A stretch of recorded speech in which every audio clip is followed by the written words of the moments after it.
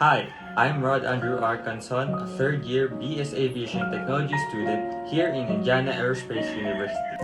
In this video, I'm going to show you a glimpse of how to do a 360 check of our aircraft before we start our flight. Here is the checklist of RPC 28902, a Cessna 150 model. In this list, you must follow everything to ensure a safe flight.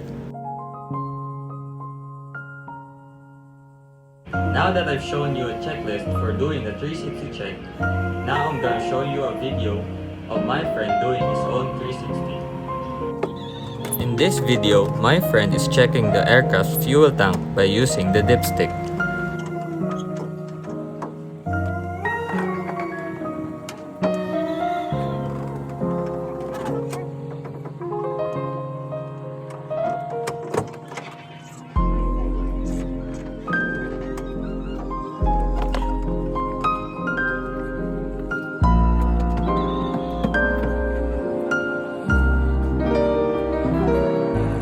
Here he is draining the fuel by using a fuel drainer tube. It is used to see if the fuel has any contaminants like water.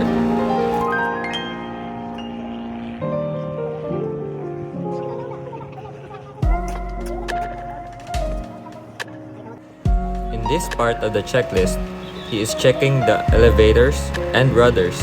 It is located in the empennage, the tail part of the aircraft. He checks it to ensure that these control surfaces are intact.